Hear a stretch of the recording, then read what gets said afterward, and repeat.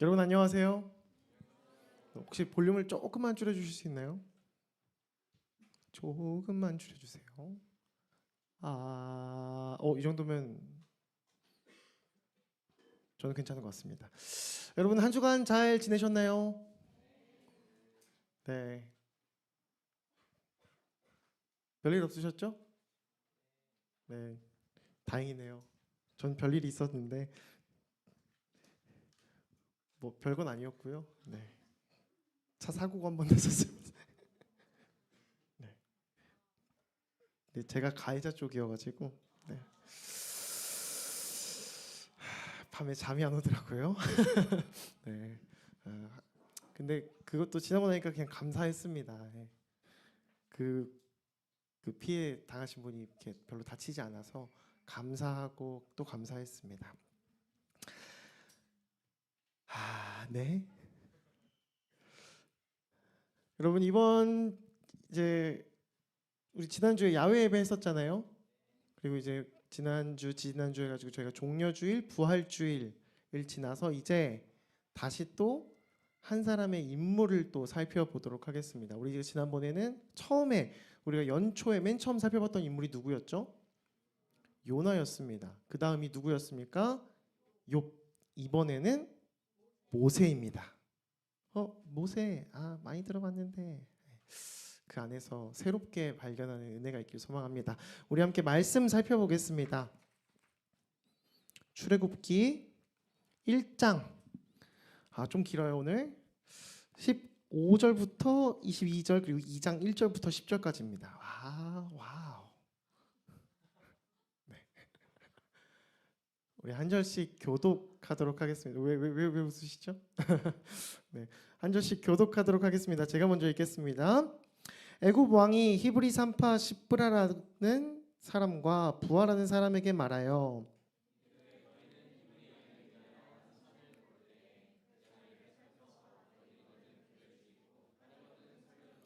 그러나 산파들이 하나님을 두려워하여 애굽 왕의 명령을 어기고 남자 아기들을 살린지라.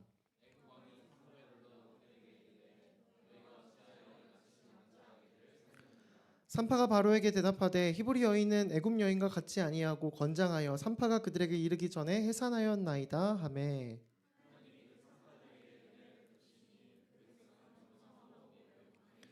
그 산파들은 하나님을 경외하였으므로 하나님이 그들의 집안을 흥왕하게 하신지라.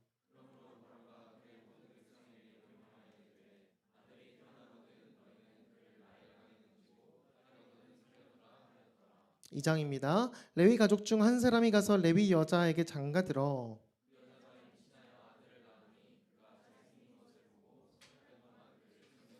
더 숨길 수 없게 되매 그를 위하여 갈대 상자를 가져다가 역청과 나무진을 칠하고 아기를 거기에 담아 나일 강가 갈대 사이에 두고 바로의 딸이 목욕하러 나일강으로 내려오고 시녀들은 그 나일 강가를 거닐 때에 그가 갈대 사이에 상자를 보고 시녀를 보내어 가져다가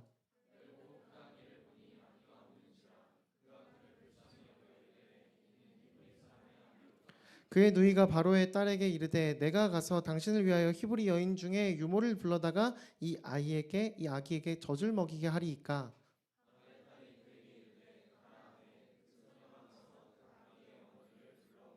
바로의 딸이 그에게 이르되 이 아기를 데려다가 나를 위하여 젖을 먹이라. 내가 그 삭슬 주리라. 여인이 아기를 데려다가 젖을 먹이더니 함께 읽겠습니다. 그 아기가 자라매 바로의 딸에게로 데려가니 그가 그의 아들이 되니라. 그가 그의 이름을 모세라 하여 이르되 이는 내가 그를 물에서 건져내었음이라 하였더라. 아멘. 오늘 말씀의 제목은 모세, 물에서 건져진 자입니다. 이제 우리가 모세를 살펴볼 건데요. 아까도 말했지만 모세에 대해서 많이 들어보셨죠. 지금 우리가 담임 목사님께서 이야기하고 계시는 광야 시리즈에서도 모세의 이야기가 계속되고 있습니다. 모세가 사람들을 출애굽시켜서 그 출애굽 하나님께서 인도하여 내셔가지고 쭉 함께하고 있는 그 이야기를 우리가 듣고 있습니다. 그렇다면 우리가 그 전 이야기들을 한번 들어보면서 하나님께서 어떻게 모세를 사용하고 계신지를 한번 먼저 살펴보고자 합니다. 흔히 모세를 떠올리면은 어떤 이미지가 떠오르시나요? 지팡이를 높게 들리고 붉은 홍해를 단번에 가르는 카리스마 넘치는 리더를 생각하기도 합니다. 시내산에서 십계명 돌판을 당당하게 가지고 내려오는 위대한 선지자. 그 그림 혹시 보신 적 있으신가요? 그 돌판 두 개 이렇게 해가지고 이렇게 들고 나온 거. 그리고 그 다음 장면이 뭡니까? 그 돌판 던져가지고 이거죠. 예. 그래서 쨍그랑하면서 막 뭐 화내고 막. 그리고 애굽의 바로왕 앞에서 10가지 재앙을 선포하는 종의 모습. 우리는 종종 이런 위대한 믿음의 선배들의 모습을 볼 때 그들의 화려한 모습, 그들이 하나님께서 사용하고 계신 위대한 모습, 뭔가 능력이 있는 모습들만 생각하기 쉽습니다. 그러나 오늘 우리가 읽었던 본문에서 모세는 위대한 리더의 모습을 보여주긴커녕 아무것도 할 수 없는, 태어나자마자 나일강에 던져져서 죽을 위협에 놓여져 있는 아주 작고 무기력한 아기에 불과했습니다. 오늘 첫 시간 우리가 나눌 이 메시지의 내용은 위대한 리더 모세이기 전에, 이스라엘 역사상 가장 위대한 선지자 중에 한 명이기 전에 철저히 아무것도 못했던 무기력한 아기 모세의 모습을 한번 생각해 보자라는 것입니다. 모세라는 인물의 탄생은 우연히 일어나서 기적적으로 그가 일어난 것이 아니라 이스라엘을 구원하기 위한 하나님의 철저한 예비하심과 약속의 성취가 그 안에 숨어 있었다는 것을 한번 발견하시길 바랍니다. 그리고 이 아이가 나중에 나일 강가에서 건져져서 애굽의 왕자로 입양이 되고, 그리고 이 이야기는 그냥 단순히 모세가 그 강가에서 건져진 것을 뛰어넘어서 죄로 인해서 죄악의 바다에서 죽을 수밖에 없는 우리를 건져내 주신 하나님의 이야기까지 닿는 우리 모두가 되길 소망합니다. 우리가 아까 읽었던 본문의 배경인 출애굽기 1장 상황을 살펴보면요, 창세기 마지막 장면을 우리가 한번 생각을 해봐야 됩니다. 창세기 혹시 마지막 장면이 뭔지 아는 분 있으신가요? 다들 창세기는 좀 많이 읽어보시지 않았나요? 내가 성경을 읽어봐야지 라고 생각이 들면 가장 먼저 피는 곳이 창세기잖아요. 창세기를 딱 핍니다. 막 읽어요. 창세기 다 읽은 다음에 출애굽기 딱 들어가면서 잘 읽었다 하면서 출애굽기도 조금 읽어 나가다가 출애굽기 하반부에 이제 막 율법들 나오고 뭐 무슨 막 규정들 나오고 이러면서 하다가 이제 레위기에서 턱 막혀버리잖아요. 창세기는 아마 다들 읽어보셨을 거라 생각하는데 창세기 마지막이 어떻게 끝나는지 아십니까? 요셉 아시죠? 요셉 들어보셨죠? 요셉이 애굽의 뭐가 되었죠? 이집트의 총리가 됩니다. 그래서 그 가족들이 다 함께 이집트에서 먹고 살고자 이렇게 막 오게 돼요. 그래서 그 사람들이 애굽에서 지내고 있는 상황이었어요. 하나님께서 약속을 하셨죠. 너희가 많아지게 될 것이다. 종살이 하다가 나오게 될 것이다 라고 이야기하셨단 말이에요. 그럼 그 약속대로 그 사람들이 1차적으로 뭐가 되어야 됐을까요? 사람들이 많아져야 했습니다. 저만 들리나요? 네, 들리시죠? 네. 이 원인이 뭘까요? 잡고 싶은데 이 녀석을. 일단 진행하겠습니다. 그래서 요셉이 총리였으니까 사람들이 데려와서 거기서 잘 지내고 있었습니다. 사람들이 많아지고 점점 강해지고, 그런데 시대가 지나서 요셉을 알지 못하는 새 왕이 바로가 되었어요. 바로는 파라오입니다. 파라오.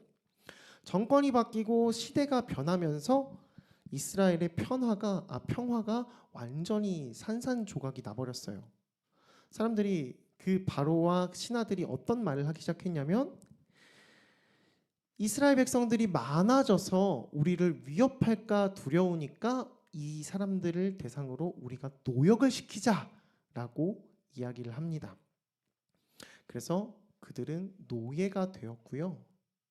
그리고 뭐 흙 나르고 벽돌 굽고 이런 일들을 하게 되었습니다. 근데 그렇게 막 힘들고 막 핍박받으면 사람들이 좀 줄어들고 약해져야 되잖아요. 그런데 계속 더 사람들이 많아지고 점점 강해졌습니다. 그래서 이제 바로 왕이 이런 명령을 내리게 된 거죠. 더 이상 남자를 늘릴 수 없다. 사람을 늘릴 수 없다. 그러니까 히브리 사람에게서 태어나는 모든 아기는 나일 강가에 던져서 죽여라! 라고 이야기를 한 겁니다. 이 배경이 이제 좀 이해가 되시나요? 이렇게 한눈에 싹 그려지시나요, 뭔가? 이게 단순히 핍박이라기보다는 그냥 결국에는 여자들만 남기고 남자들은 싹 다 없앰으로써 히브리 민족 자체를 없애버리겠다라는 그 역사 속에서 지워버리겠다라는 선포였다는 거죠. 이스라엘 백성들 입장에서는 그 명령을 어떻게 받아들였을까요? 하늘이 무너지는 것처럼 아마 여겼을 것입니다. 과연 하나님이 계시는가? 우리를 이 땅으로 보내셨던 하나님이 계시는가? 아브라함에게 주셨던 그 약속, 하늘의 별과 같이 모래같이 많아지겠다고 하신 그 언약은 과연 다 거짓이었나? 이루어지기는 할까? 언제까지 우리가 이렇게 살아야 하나? 라는 회의감을 당연히 가질 수밖에 없었을 것입니다. 그래서 그들은 부르짖었습니다. 우리의 삶에도 이런 때가 있지 않습니까? 아무리 신앙생활을 하고 열심히 살고 기도하면서 발버둥을 칩니다. 그런데 내 현실의 문제가 조금도 나아지지 않는 그런 문제들 있으실 거라고 생각합니다.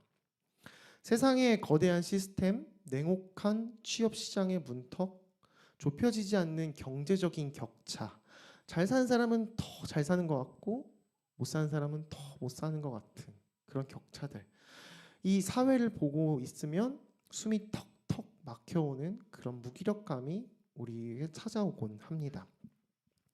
마치 거대한 애굽이라는 나라 앞에서 나일 강가에 던져지기를 기다리고 있는 이스라엘 백성들처럼 말이죠. 내 힘으로는 어찌할 수가 없는 막막함입니다. 그런데 여러분, 하나님께서는 이 가운데 그저 침묵하고 계신 것은 아니었습니다. 그들의 부르짖음과 그들이 기도하는 소리를 안 듣고 무시하고 계신 것은 결코 아니었다는 겁니다. 인간들 눈에는 그들이 지금 당장 생각하기에는 하나님의 응답이 없다, 우리는 버림받았다라고 생각할 수 있지만 하나님은 그 어둠 깊은 곳 가운데서 이스라엘을 구원하기 위한 어떤 한 가지 일을 시작하셨다는 거죠. 1장 중반부를 보면 하나님이 이제 이스라엘 구원하기 위해서 좋은 방법이 하나 있으면 어느 강한 나라를 일으켜 세우셔가지고 거기에 굉장히 뛰어난 장군을 한 명 불러다가 애굽 군대와 속된 말로 맞짱을 떠가지고 힘으로 찍어 눌려가지고 이제 애굽에서 그 백성들을 구원해내는 게 어찌 보면은 간편해 보이고 멋있어 보이잖아요. 그런데 하나님께서는 다른 방법을 사용하셨습니다. 그 나일 강가에 던지라는 명령 앞에서 가장 먼저는 산파들을 사용하셨어요. 이 산파들은 눈에 보이는 세상의 왕 바로보다 하나님, 눈에 보이지 않는 하나님을 더 무서워했던, 경외했던 사람들이었습니다. 아이가 태어날 때 받아주는 사람을 산파라고 합니다. 산파. 그들은 연약한 여인이었습니다. 그런데 생명을 걸고 왕의 명령이 아닌 하나님의 법을 따르는 불복종을 하게 되었습니다. 그리고 이제 이런 핑계를 댔죠. 아니 히브리 여인들이 애굽 여인들보다 더 건강해가지고 말이에요. 그냥 내가 가기도 전에 순풍순풍 나와버렸단 게요. 이런 거죠. 바로는 그 말 듣고 어떤 생각이 들었을까요? 아, 수작을 부리는구나 생각이 들었겠죠. 그래서 다시 명령을 합니다. 남자는 죽이고 여자는 살려라. 그런데 이런 작은 순종들 앞에서 하나님께서 또 일하기 시작하셨습니다. 2장에 들어서게 됩니다. 2장에 들어서면서 이제 한 가족이 나와요. 어느 한 레위 사람이 레위 사람에게 장가 들었다고 나옵니다. 그리고 이제 자식을 낳아요. 아들을 낳았는데 이 아들을 석 달 동안이나 숨깁니다. 잘생겼다라고 나와 있거든요. 말씀을 보면 2장 2절에 보면은 임신하여 아들을 낳으니 그가 잘생긴 것을 보고 여기서 한번 이런 생각이 들지 않나요? 아기가 얼마나 잘생겼으면 이 아기를 숨겨서 했을까? 그런데 자식을 낳아 보니까 내 새끼는 다 잘생기고 다 이쁘더라고요. 세상에서 제일 귀여운 게 내 새끼예요. 그러면은 그냥 부모의 마음이었던 거죠. 근데 어떤 해석에는 이 잘생긴 것이 아이가 비범한 것을 보고라고 되어 있기도 합니다. 뭔가 이 아이는 좀 색다르다라는 것을 느꼈겠죠. 뭐 색다르다는 게 뭐 갑자기 아이가 태어나가지고는 엄마 배고파요라고 한 그런 건 아니었겠지만 뭔가 다른 것을 느꼈겠죠. 그 아이를 통해 일하실 하나님의 계획을 조금이나마 발견했을 수도 있고요. 그 어머니의 이름이 여기에는 나오지 않지만 나중에 나오게 됩니다. 이름은 요게벳입니다. 그리고 그 아이를 이제 숨길 수 없게 되어 갈대 상자에 숨겨서 강가에 띄우게 되는데 그 갈대 상자를 지키면서 쭉 따라가는 누나 미리암 이렇게 둘을 사용하십니다. 산파를 사용하셨고 그 이후에는 모세의 엄마와 누나를 사용하신 하나님이십니다. 그리고 그 다음에 이어지는 스토리에서 하나님이 또 사용하신 사람은 누구십니까? 애굽 바로의 딸입니다. 얼마나 역설적입니까? 그 이스라엘 백성을 탄압하고 박해하고 죽이고 있는 그 바로의 딸을 하나님께서 사용하기 시작하신 겁니다. 이 모든 것들이 우연으로 일어난 것일까요? 그냥 운 좋게 퍼즐이 잘 짜맞추어 가지고 운 좋게 모세가 살아나고 운 좋게 강가에 띄웠는데 그게 마침 그 애굽 바로의 딸이 목욕하던 시간이어가지고 발견해서 이 아이가 잘생겼네 내가 아들로 삼아야겠다라고 했을까요? 아니었을 겁니다. 하나님께서 구원 계획을 이렇게 한 명 한 명 한 명을 사용하셔서 이뤄나가고 계신다는 것을 우리가 볼 수 있는 거죠. 이 사건의 중심에 있는 이 모세는 창세기에서 하나님께서 이야기하신 내 자손이 이방에서 객이 되어 400년 동안 섬기겠고 그 후에 큰 재물을 이끌고 나오리라 약속하셨던 그 언약을 이루기 위한 한 사람의 언약을 이루기 위한 예비하심의 결정체였습니다. 그 하나님께서는 언약을 결코 잊지 않으시고 그 언약을 하나하나 다 이루시는 분인 줄을 여러분들께서 믿고 확신하시길 소망합니다. 우리가 겪고 있는 고난, 우리가 지금 살아가면서 멈춰 있는 것 같은 그런 시간 속에서도 하나님은 결코 함께 계시지 않은 것이 아니라 그 시간 가운데서도 약속을 이루시는 하나님께서는 하나님의 방법으로 끊임없이 일하고 계신다라는 겁니다. 오히려 그 시간이 하나님께서 보이지 않는 곳에서 물밑 작업을 하고 계시는 가장 큰 은혜의 준비 시간이 되기도 합니다. 오늘 이제 아까 우리 읽었던 본문 2장을 조금 더 살펴볼 건데요. 갈대 상자 이야기로 조금 더 깊게 들어가 보도록 하겠습니다. 어머니 요게벳은 아기가 자라면서 더 이상 숨길 수 없게 되었어요. 3달이 지났습니다. 3달이 지나면은 100일 정도가 지난 거잖아요. 그 육아를 근처에서 뭐 조카가 있거나 이런 분들이 들어보신 적 있을 수 있겠네요. 그 육아 처음에 하면 진짜 힘들거든요. 왜 힘들까요? 애가 잠을 안 자요. 2시간마다 깨고 잠을 안 자고 나도 잠을 못 자는 거죠. 근데 그게 조금 느슨해지는 기간이 있습니다. 그걸 땡땡의 기적이라고 부르거든요. 100일의 기적이라고 부릅니다. 네. 근데 애가 통잠을 잘 수 있을 정도로 본인이 조금 크고 이제는 큰 소리로 울기도 하고 뭔가 조금 자라난 상태라는 거죠. 그때쯤 되면 이제 아이가 울음소리도 커지고 더 이상 숨길 수 없는 상태가 되었습니다.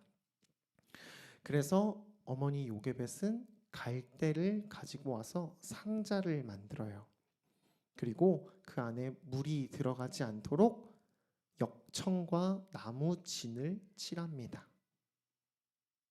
물이 들어가지 않도록 물 위에 뜰 수 있도록. 그리고 그 안에 모세를 담아서 나일 강가에 띄워 올립니다. 여기서 한 가지 좀 더 살펴보게 될 단어가 하나 있습니다. 이 갈대 상자를 원어로 보면은 테바라고 하거든요. 테바는 기억하지 않아도 되는데 이건 기억했으면 좋겠어요. 이 갈대 상자에 쓰인 원어가 구약에서 다른 곳에서 쓰인 곳은 딱 한 곳밖에 없습니다. 어디였냐면 창세기 노아의 방주 사건의 방주입니다. 같은 단어예요. 창세기에 나왔던 노아의 방주에 나오는 테바가 이 모세가 담겨있던 갈대 상자에 쓰인 테바라는 단어랑 똑같은 단어입니다. 이 노아의 방주와 모세의 갈대 상자에는 완벽한 공통점이 하나 있습니다. 무엇이었을까요? 완벽한 공통점. 크기도 다르고 나무로 만들어지고 갈대로 만들어지고 다 다르잖아요. 근데 공통점이 딱 하나 있습니다. 그게 무엇이냐면 방향을 잡는 키나 앞으로 나아가게 하는 노가 없었다라는 사실입니다. 안에서 어디로 가는지 조종할 수 있는 장치가 단 하나도 없습니다. 방주도 마찬가지였고 이 갈대 상자도 마찬가지입니다. 그저 물결이 이끄는 대로 바람이 이끄는 대로 가야만 하는 그런 구조였다는 거죠. 이 어머니가 이 갈대 상자에 담아 나일 강가에 아기를 띄워보내는 그 상황, 이게 어떤 의미였을까요? 내 사랑하는 아이의 통제권, 내 아이의 생명을 온전히 하나님께 드린다라는 신앙 고백이었을 것입니다. 내가 이 아이를 키울 수 없어서 포기한다가 아니라 이제 이 아이는 제 손을 완벽히 떠났습니다. 이 아이를 하나님께 맡겨드립니다라는 믿음의 고백이었을 거라고 생각합니다. 더 이상 내 지혜와 노력으로 이 아이의 인생을 조종할 수 없다는 걸, 내가 막아줄 수 없다는 것을 인정하고 이 아이를 통해서 일하실 하나님의 일하심을 기대함으로 아마 했을 것입니다.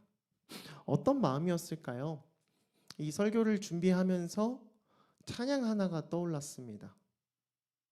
예상이 가는 찬양이 있으신가요? 맞아요. 요게벳의 노래입니다. 제가 가사를 한번 읽어드리겠습니다. 작은 갈대 상자 물이 새지 않도록 역청과 나무진을 친하네. 어떤 마음이었을까? 그녀의 두 눈엔 눈물이 흐르고 흘러 동그란 눈으로 엄마를 보고 있는 아이와 입을 맞추고 상자를 덮고 강가에 띄우며 간절히 기도했겠지. 원래는 제가 부르려고 그랬거든요. 여기서부터 잠깐만 부르겠습니다.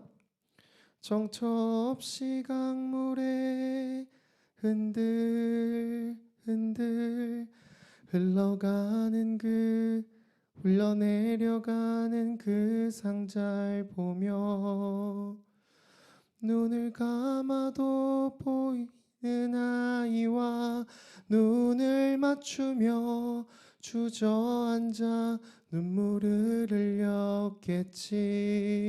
그 뒤에 가사가 참 인상적입니다. 너의 삶의 참 주인, 너의 참 부모이신 하나님 그 손에 너의 삶을 맡긴다.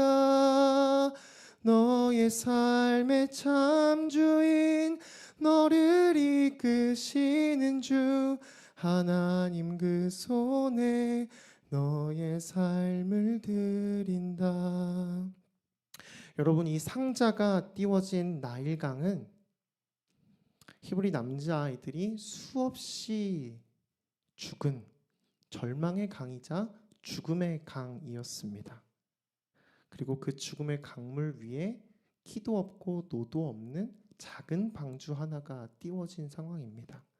그때 하나님의 놀라운 타이밍이 그 방주 안에 개입하게 됩니다.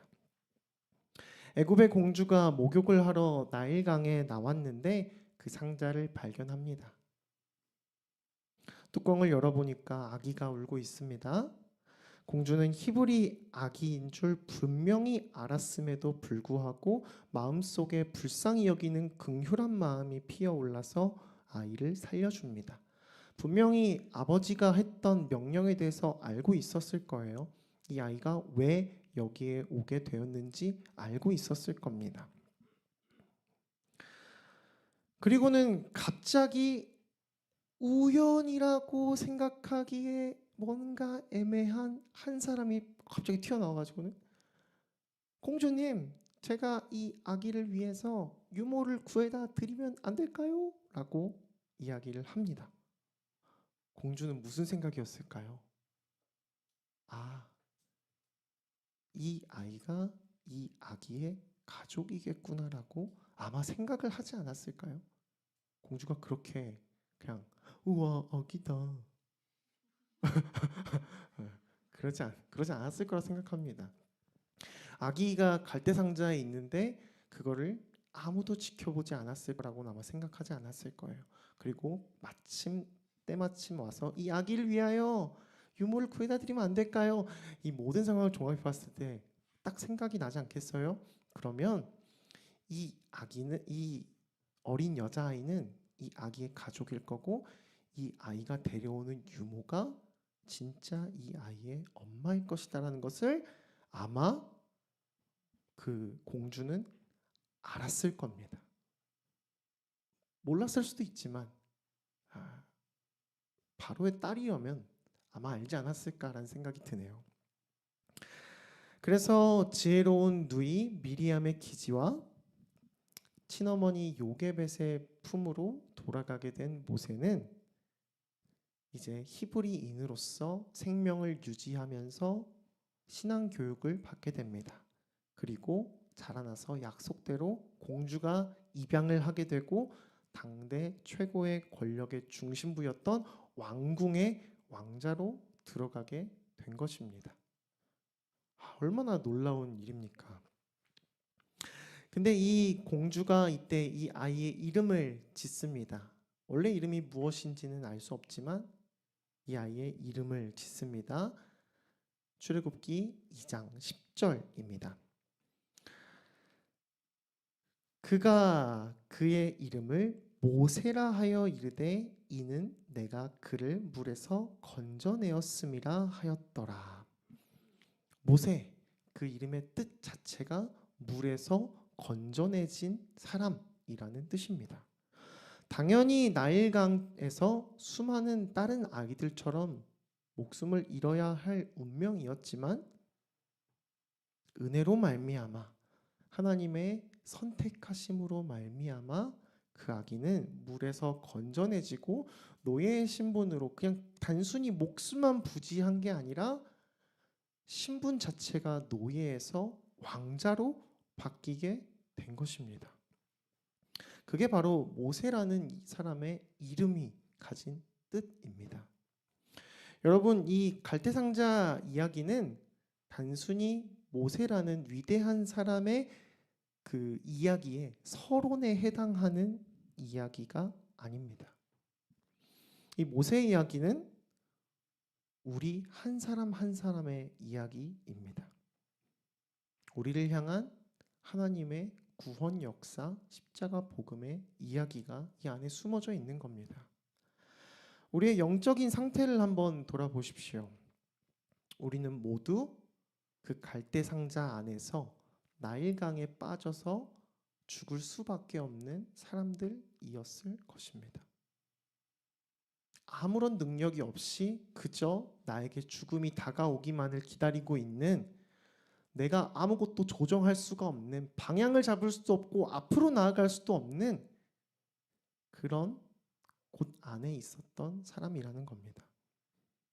죄악이라는 거센 강물 속에서 우리는 스스로 우리를 구원할 수 있는 능력이 없다는 거죠. 그대로 두면은 그 강물이 우리를 삼키고 누군가가 발견해서 우리를 강물 속에 넣을 수도 있는 그런 처지인데, 그랬던 우리를 누가 발견하셨습니까? 세상의 왕과는 감히 비교도 할 수 없는 이 모든 세상을 만드신 창조주 하나님이 우리를 발견하시고 우리를 구원해 주셨습니다. 애굽 공주가 강물에서 죽을 수밖에 없었던 그 모세에게 손을 내밀고 이름을 지어주며 그의 신분을 왕자로 바꿔주었던 것처럼, 하나님께서 우리에 대한 긍휼한 마음, 우리를 사랑하시는 마음으로 죽을 수밖에 없는 우리, 죄인인 우리, 하나님을 반역했던 우리를 하나님의 자녀라는 신분으로 바꿔주시게 된 겁니다. 그리고 단순히 사랑만 주시고 신분의 변화만 주신 게 아니라 그것을 확증하시기 위해서 모든 영광 버리신 독생자 예수 그리스도를 우리에게 보내주셔서 그가 십자가에 못 박혀 죽음으로 우리에 대한 사랑을 확증하셨다라는 겁니다. 이제 다시는 우리는 그 영원한 죽음의 물가로 가지 않습니다.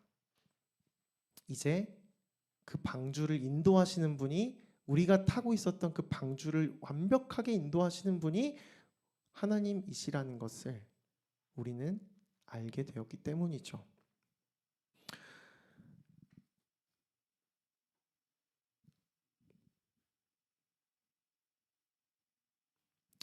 우리 모두 영적인 모세나 마찬가지입니다. 모세가 그 당시에 어떤 조건이 있었을까요? 그저 100일밖에 안 된 아기인데 그가 구원을 받을 조건이 있었을까요? 성경에 나와 있는 것처럼 너무 잘생겨가지고 하나님께서 보시더니 와, 이 아이는 넌 연예인이 돼야 돼 하면서 구원해 주신 걸까요? 아니었을 겁니다. 그저 하나님의 주권적인 선택이었을 것이고 그 자체가 은혜라는 겁니다. 우리도 마찬가지로 하나님의 은혜를 입은 사람들입니다. 남들보다 뛰어난 자격이 있어서, 남들보다 나은 선함이 있어서 구원받은 게 아니라 그냥 하나님의 은혜로, 긍휼로 우리는 구원받은 사람이라는 겁니다. 이제 말씀을 맺으려고 합니다. 앞으로 또 모세를 연단시켜 나가시고 모세를 하나님의 사람으로 갖고 나가시는, 그리고 그를 사용하시는 모습들을 보게 될 건데, 그보다 먼저 기억했으면 좋겠는 건 그가 하나님의 쓰임을 받아 멋진 일을 하고 위대한 일을 해서 이스라엘 백성들을 구원하는 일을 기억하는 게 아니라 아무것도 하지 못해서 죽음의 갈대상자 안에 있었던 그 아기였다라는 것을 기억했으면 좋겠습니다. 우리가 세상에서 환영받는 자리에 있든지 아니면 실패한 자리에 있든지 하나님은 우리 가운데 함께 가시고 우리 여러분들을 향해, 저를 위해 선한 계획을 항상 가지고 있으십니다.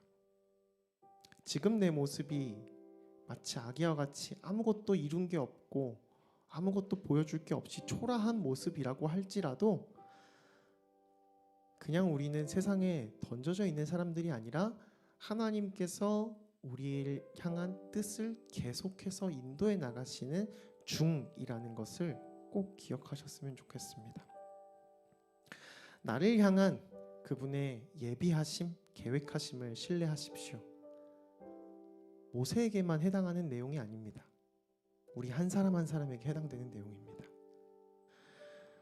그리고 아까 살펴봤듯이 모세의 이름, 물에서 건져진 사람이라고 했잖아요. 세상에서 이름 짓는 그 이름으로 살지 마시기 바랍니다. 세상에서 너는 그냥 그 정도야. 너는 실패자야. 너는 노력한다고 해서 달라질 수 없어. 이런 말들을 만약에 들은 적이 있다면 그게 여러분의 정체성이 아니라는 것을 꼭 기억하셨으면 좋겠습니다. 우리가 누구입니까? 우리도 물에서 건져내진 하나님이 예수 그리스도의 핏값으로 사신 하나밖에 없는 그 아들을 내어주신 가장 값진 귀한 자들입니다. 하나님은 이렇게 은혜로서 사람들을 연단시키시고 만들어 나가시고 하나님 세워주십니다. 여러분도 은혜로 하루하루를 살아가시길 소망합니다. 한 주간 또 어떤 삶의 일들이 있을지 모르겠습니다. 제가 처음에 이야기했던 것처럼 저처럼 이렇게 별일이 생길 수도 있는 거고 없을 수도 있는데 그 가운데 하나님이 주시는 은혜로 말미암아 하루하루를 사시길 소망합니다. 그냥 나는 아무런 의미가 없어 라면서 사는 것이 아니라 내 삶이 하나님의 은혜로 가득 차 있다는 것을 충만히 느끼시면서 이번 한 주를 보내시길 소망합니다.